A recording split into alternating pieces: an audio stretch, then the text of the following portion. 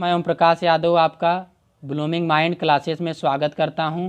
आज की इस वीडियो में हम लोग भूगोल के महत्वपूर्ण प्रश्नों की चर्चा करने वाले हैं, जो सभी एक दिवसीय परीक्षाओं के लिए बहुत ही महत्वपूर्ण है। इसलिए आप लोग वीडियो को अंत तक देखिएगा और वीडियो के संबंध में यदि आपका कोई सुझाव होगा तो आप अपना सुझाव कमेंट बॉक्स में छोड़ सकते हैं। और इसके बाद में यदि आपका कोई प्रश्न है तो आप अपना कोई प्रश्न भी कर सकते हैं।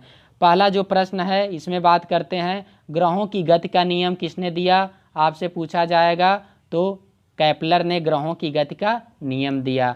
फिर इसके बाद में बात करते हैं, कोपरनिकस ने सौर प्रणाली की खोज की, जिसके अंतर्गत इन्होंने सूर्य केंद्रित अवधारणा दी और इन्होंने बताया कि सूर्य ब्रह्मांड के केंद्र में स्थित है और जो अन्य ग्रह है इसका चारों ओर से परिक्रमा लगा रहे हैं। फिर इसके बाद में बात करते हैं, गैलीलियो ने दूरबीन की खोज की और इन्होंने जड़त्व का सिद्धांत दिया और इन्हें कहा जाता है आधुनिक भौतिक का जनक भी गैलीलियो को कहा जाता है। फिर इसके बाद में बात करते हैं दोस्तों न्यूटन की। न्यूटन को भौतिक का पितामह कहा जाता है और इन्होंने अपनी पुस्तक प्रिंसिपिया में गुरुत्वाकर्षण से संबंधित नियमों को दिया है। और जो दूसरा प्रश्न है, सौर प्रणाली की खोज किसने की या सोलर सिस्टम की खोज किसने की? तो इसकी चर्चा अभी हम लोग किए थे।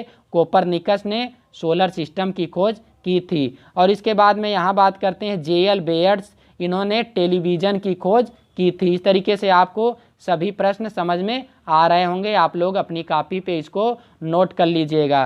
फिर मैं बाद में बात करता हूँ, भूगोल के जनक कौन है? आपसे पूछा जाएगा। हिकेटियस को भूगोल का जनक कहा जाता है। इनकी पुस्तक है जस पीरियोडस इनकी पुस्तक है। और इसके बाद में जो अनेक्सिमेंडर है, इन्हें मैप का जनक कहा जाता है। फिर हेरोडोटस को इतिहास का पितामह कहा जाता है। इसके बाद में इरेटोस्थनीज, इनको व्यवस्थित भूगोल का जनक कहा जाता है और इन्होंने इस सर्वप्रथम जियोग्राफिका शब्द का प्रयोग किया था। और यदि आपसे कोई पूछता है कि आधुनिक भूगोल का जनक कौन है तो आप बताएंगे जर्मन अलेक्जेंडर वान हम्बोल्ट। देखिए, मैंने भूगोल का परिचय की एक वीडियो बनाई है, तो उस वीडियो को भी आप लोग देख लीजिएगा। और सोलर सिस्टम की भी मैं एक वीडियो बनाया हूं, तो उसको भी आप देख लीजिएगा, जिससे आपको सोलर सिस्टम पूरा क्लियर हो जाएगा। इसके बाद में दोस्तों बात करते हैं, सूर्य से सबसे दूर स्थित ग्रह। तो सूर्य से सबसे पास का जो ग्रह होता है बुध होता है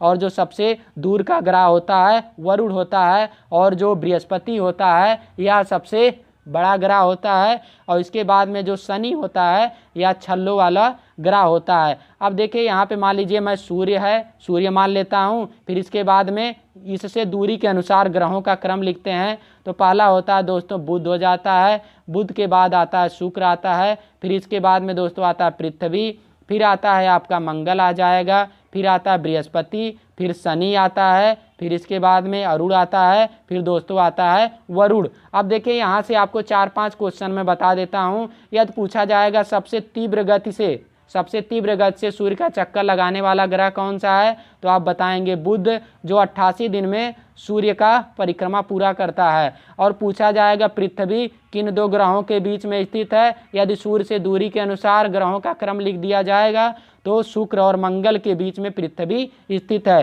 फिर आपसे पूछा जाएगा कि क्षुद्र ग्रह किन दो ग्रहों के बीच में पाए जाते हैं, तो मंगल और बृहस्पति के बीच में एस्टेरॉइड, जिन्हें क्षुद्र ग्रह कहा जाता है, पाए जाते हैं। इसके बाद में सबसे दूर स्थित ग्रह है आपका वरुण। इस तरीके से आपको समझ में आ रहा होगा। फिर दोस्तों बात करता हूँ, सबसे अधिक तापांतर वाला ग्रह कौन सा है? तो बुध को सबसे अधिक तापांतर वाला ग्रह कहा जाता है, क्योंकि यहाँ पे जो रात का तापमान है -173 डिग्री सेंटीग्रेड होता है और दिन का तापमान 427 डिग्री सेंटीग्रेड होता है। और इसके बाद में प्रश्न नंबर 6 है, शाम का तारा किसे कहा जाता है? तो इसको आप लोग टिक करिएगा, शुक्र को शाम का तारा, भोर का तारा, पृथ्वी की भगनी, पृथ्वी का जुड़वा ग्रह और ब्रह्मांड का सबसे चमकीला ग्रह भी शुक्र को कहा जाता है। इसके बाद में दोस्तों बात करते हैं पृथ्वी से आकार में छोटे ग्रह। तो पृथ्वी से आकार में छोटे ग्रह हैं शुक्र और मंगल। यहाँ पे हम लोग देखिए चर्चा करते हैं